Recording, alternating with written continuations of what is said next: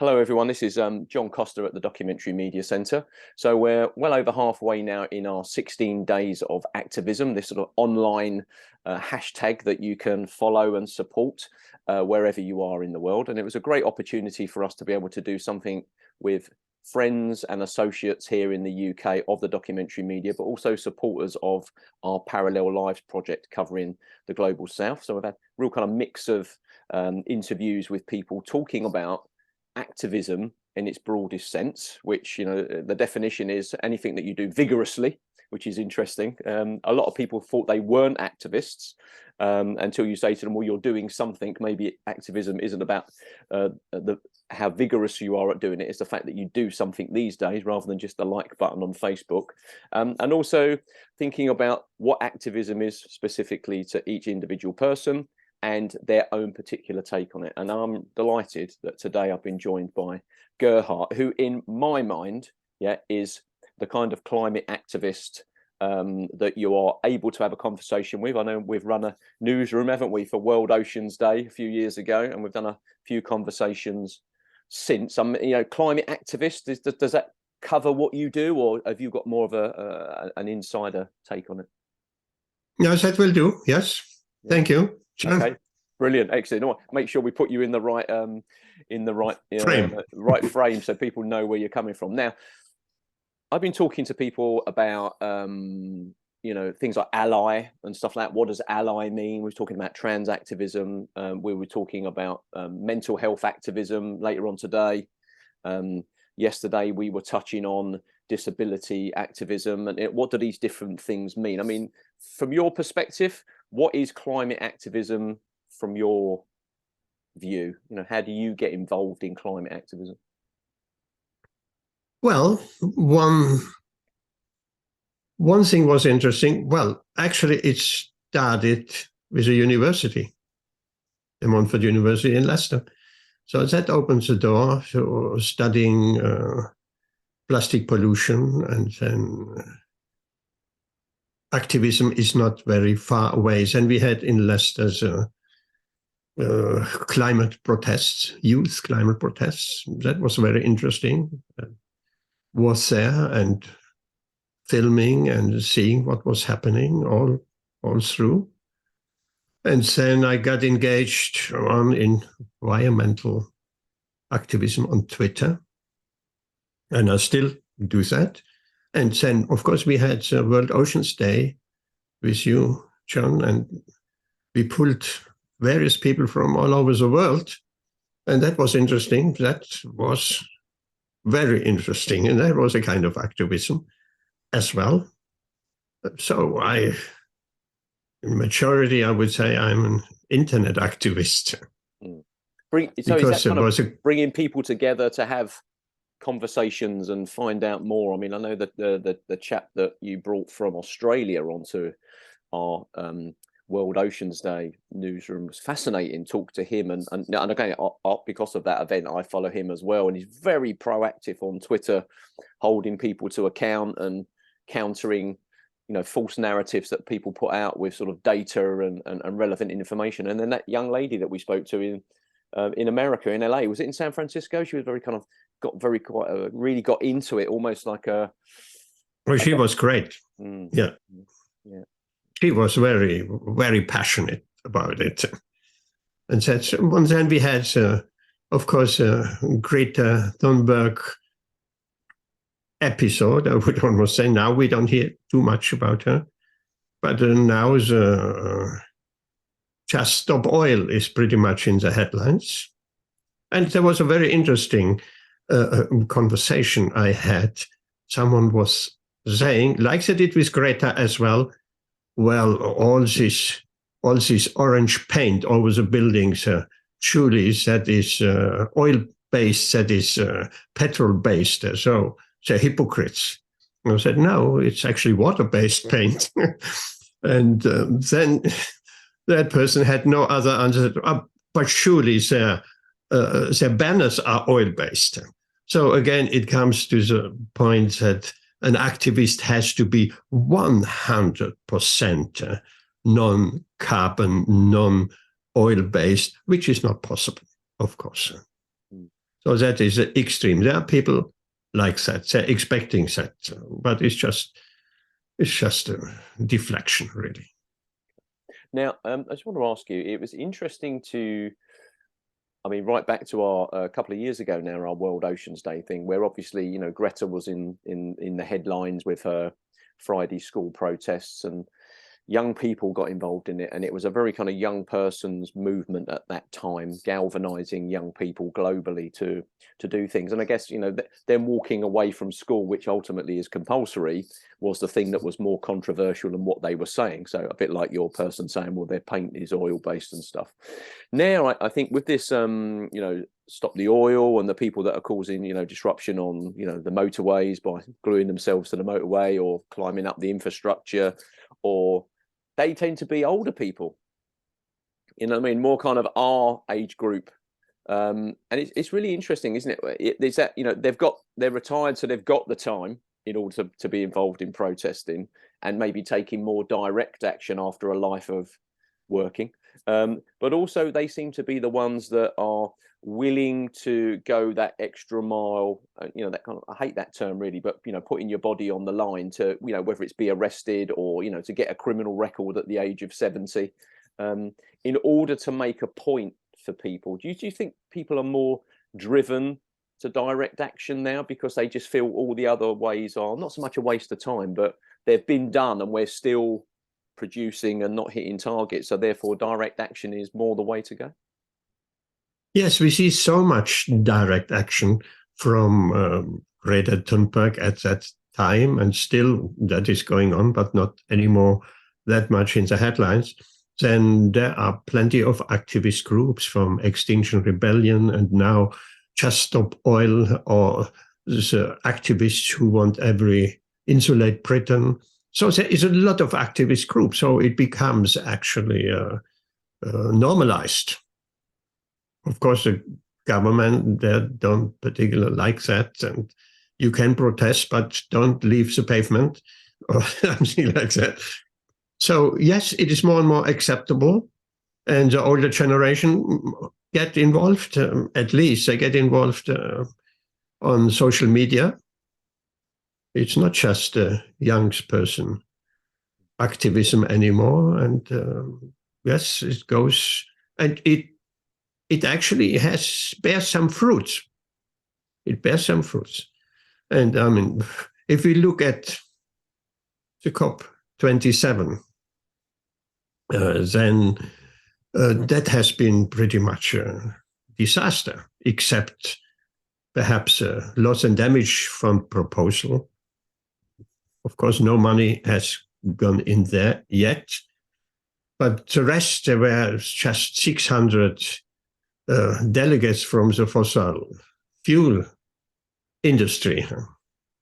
And so it had to go like that no new targets have been agreed, and so on and so on.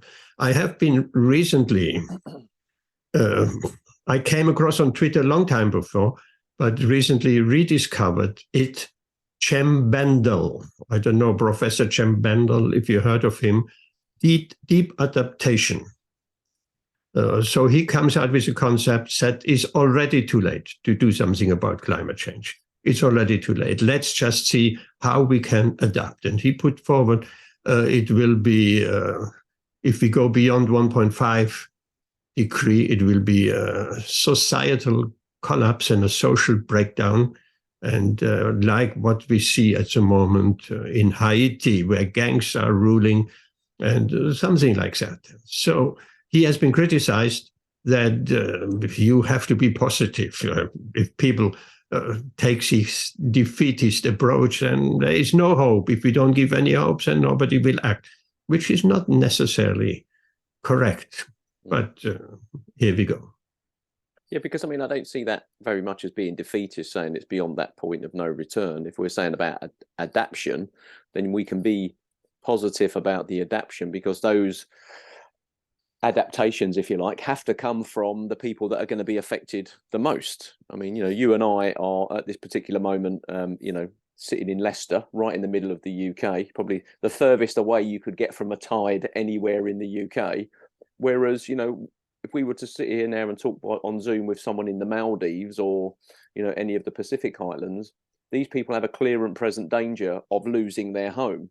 I mean, literally, the water is lapping, if not already, you know, taking parts of their island homes.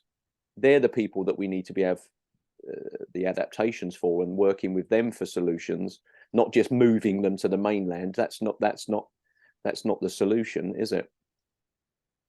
Well, I came across a headline rising and an article, rising sea levels will erode parts of the British coastline by up to 22 meters in the next 80 years. Well, that is affecting Britain, there's no question. And Julian Cribb, you mentioned him before, he puts it very bluntly after COP27, the world votes for climate hell. And of course, now we have the COP15 coming up, starting tomorrow in Montreal, with 190 delegates from 190 countries and Convention on Biological Diversity and so on. And they're saying that is the last chance of introducing perhaps a 30-30 target, 30% of ocean and terrestrial areas should be preserved for wildlife to flourish, for the ecosystem, by 2030. So the 30 by 30 proposal. So let's see what happens there. Now, the other thing I wanted to talk to you as well about is, you know, the involvement or the engagement here, I guess, or the responsibility that politicians have to respond to the voters' wishes, because it's easy if young people are the ones with the voices and protesting, as we've seen globally, because they're too young to vote. So if the older generation, or the generation that is of working age, if you like, pre-pension, you know, pretty loose definitions there, but start proactively getting involved in this as well, the politicians have to take heed, because then suddenly it becomes a political issue with voters. You know, do you think that's something that we've not really seen yet? Any of the political parties, we'll talk about the UK specifically, but they're talking about, but they're not really doing much at the moment because they're not seeing the voters making it an issue at the ballot box. Or do you think that's going to change as we go forward? That will definitely change. Like last summer we had, I've never experienced that, neither in Germany nor here nor anywhere except India perhaps, 40 degree of a few days of heat, summer heat. I was sitting with an open window and a fan on and sitting on the chair all day long. I don't have air conditioning or anything like that. And I couldn't do anything, just sitting there and waiting until it goes away. So this will just increase. Out of 4 or 5 days of 40 degrees, it will become 8 and 10 days and 20 days and so on. So young people feel so strong, I do believe, because that's their future. So if we get the older generation and everybody else gets directly affected, then that switch is very quickly we're switching over to taking part to activism and so on. What role do you think documentary can play? Because I mean, I know that, you know, we've spoke about documentaries many times, haven't we? We've even recommended documentaries, I think, during World Oceans Day that people should watch. And here, being at the Documentary Media Centre, obviously we've got, you know, End of the Line and all the kind of usual suspects and the things that you see on the streaming platforms. Do you think that documentary still has a role to play, or do you think it's absolutely kind of, yeah, it needs to be presented in a way that is as part of a broader conversation, not just a film on its own? Absolutely, documentaries have their place. We look at how much a role played Attenborough, a huge role And I just recently came across again what we have watched years back at the Documentary Media Center, Chasing Ice. So that is still very, very much a live set film and very much up to date what is happening with the Arctic and the ice melting and so on and so on. So documentaries have a huge role to play, and we should produce them and distribute them and have people watching them. So that changes minds. Brilliant. Okay, now one of the things obviously mentioned in documentaries as well is the sort of the inconvenient truth, the original film with former Vice President Al Gore, making basically a feature documentary with a cherry picker about a big PowerPoint presentation. So when you break it down like that, it's actually quite interesting, isn't it? He just gave a big PowerPoint presentation standing on a cherry picker. But in the second one, An Inconvenient Truth, he kind of starts visiting people that are impacted in the Philippines and Southeast Asia by cyclones and stuff, and it's quite an emotional point in that if no one's watched it. But he goes to speak to government workers in India, and of course the question always comes up about stopping using oil and that kind of stuff, is for the communities and the governments and the countries and the people of the global south. It's, well, you in the global north have caused this problem with your use of fossil fuels and stuff. And now at the point where we're able to have power stations and start to think of our own people providing power, you're turning around and saying, we can't do that because we've got to think of the planet. You need to be using green solutions. So, I mean, do you think it will get to the point where the global north is the one that leads with the energy revolution when it comes to green energy, as it should, and it will be the global south will be the ones that will still be allowed to use fossil fuels and stuff? Or do you think they'll try and go for something that's a complete ban? Because again, that's back to the disparity of colonialism and capitalism doing its bit, isn't it, really? Well, I do think nothing happens significantly if there is not a force behind it. Governments have to be forced to change policies, like with exploring new oil fields and so on in the UK, now with the Ukrainian war and so on. Now, oil exploration and carbon is just increasing. It's not even standstill. I said by now it should be standstill. No, it's increasing. It's increasing. And yes, that is a very bad trajectory we are on. I have written, actually, much inspired by our upcoming conversation today, another blog on environmentalnewsroom.wordpress.com with the title COP27. And I list a whole lot of resources as well. One can look at that and get a bit of a wider picture. Okay, I'll make sure I put a link to that in the bottom of the blog post when I post this documentary film. Now, a final thing that I'd like to speak to you about. I was talking to a professor from a university here who's written a book about the hopeful university, saying about the university system is broken. You can't fix it. You need to start again. It's got to the point now where it's beyond help, beyond resuscitation. It was a very interesting conversation. But I spoke to him about the activism of being hopeful. I mean, the mere act of having hope almost seems rebellious these days, doesn't it? Rather than just I'm just going to take it and I'm just going to forget about what's going on and just immerse myself in consumerism and famous people and the World Cup and what's the next big box set to watch on the streaming channels.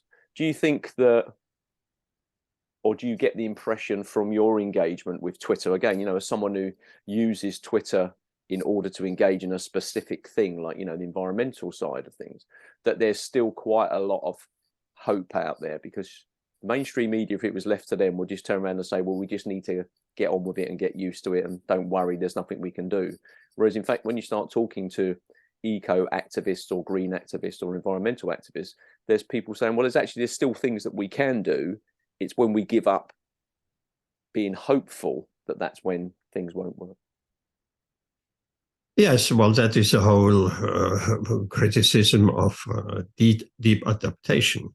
But that doesn't play out like that. Even if there seems to be no hope, there's always hope. Huh?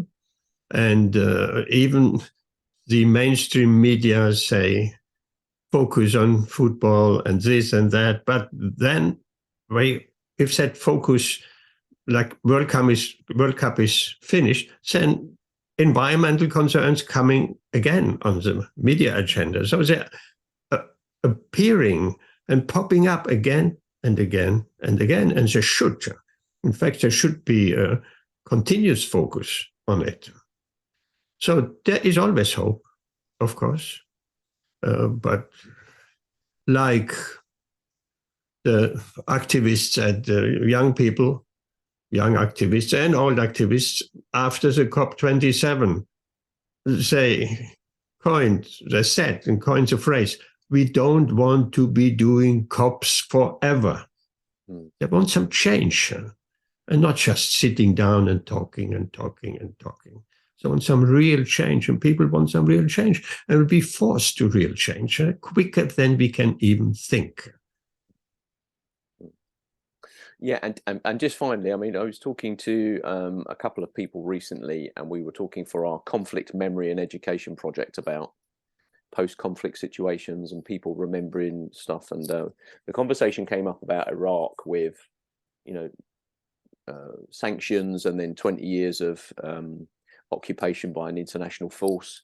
And we were talking about the impact on the environment and health and stuff of the oil fields burning, depleted uranium shells and stuff like that. Now, obviously, as someone who's grown up, and you've spoken to me before about sort of, post-war Germany and that kind of post-conflict, the impact on people and individuals, what sort of fallout do you think we're going to have from the Ukraine crisis? Obviously, we're still involved in that, and I think we've got quite a harsh winter coming up for those people with access to fuel and heating and all the infrastructure being attacked. But I mean, do you see change coming from, when that gets to a peaceful resolution, an opportunity to do something better, or do you think it will just be more of the same?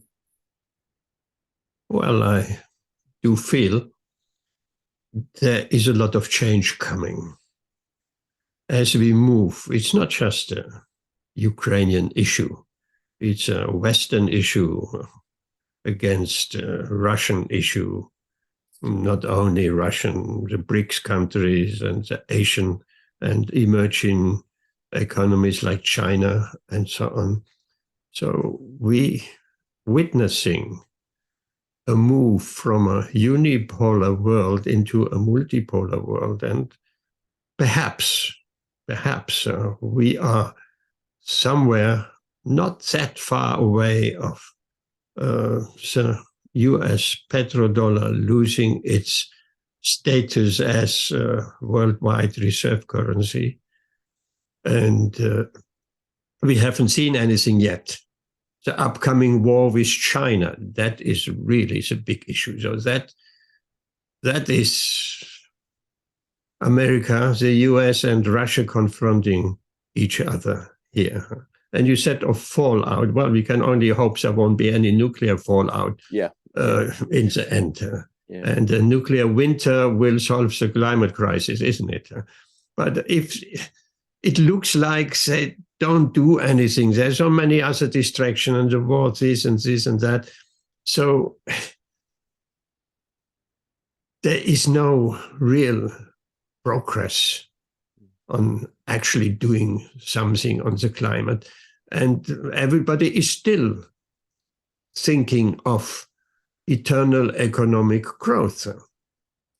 Growing. The whole discussion is going by increasing the GDP in any country.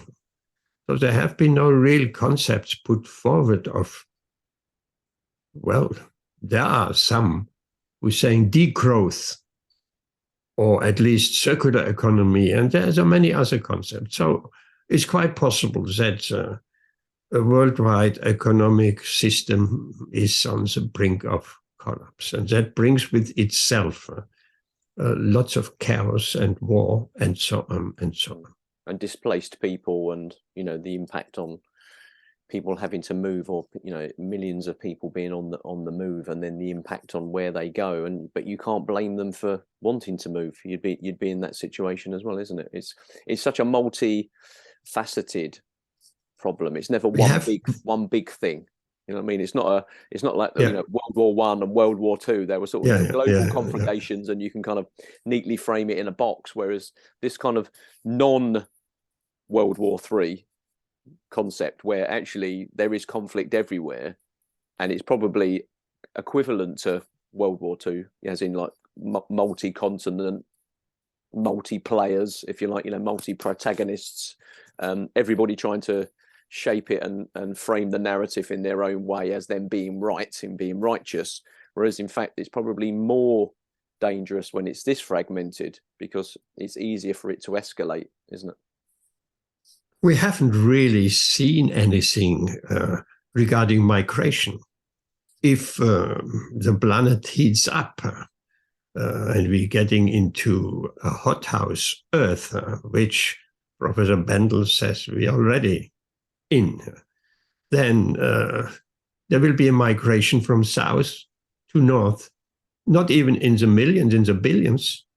So we can all cry, secure our borders and this and that, when a billion people, they're not economic, you can class them as economic refugees, but they're actually climate refugees. Yes, yeah. There will be a big migration, and that will destabilize whole societies. I have been reading, it has been put forward, and when they're pushing up in France, the whole French population will move north. And how far this war in Ukraine is about the last bottles of oil and food and grain, that plays also into it. So the northern country, Siberia, will be a grain producer in the future, and perhaps in the near future, while in the south, it's difficult to grow anything.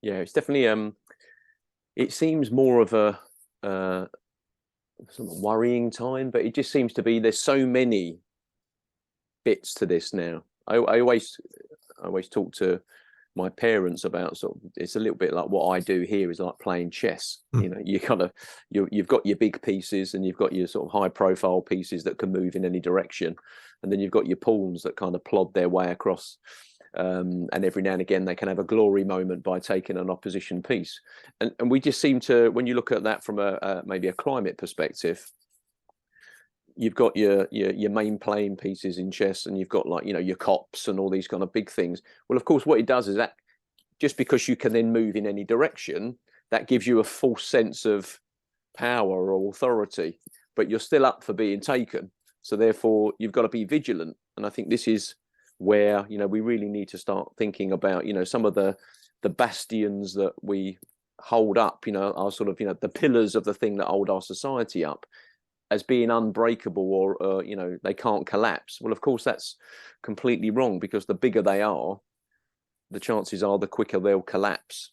And we have that false security in well-established. I mean, I'm thinking about America with its democracy and stuff, and then January the 6th comes along, and now all the evidence just appears to be, well, everyone's colluding in this coup, and it's like, how can that be?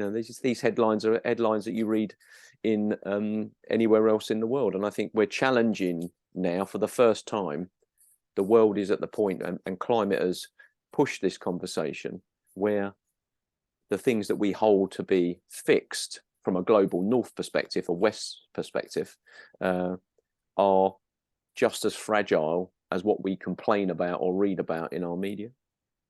That's very true. It's always said, the international community. The international community is just a few countries, Western, and northern countries.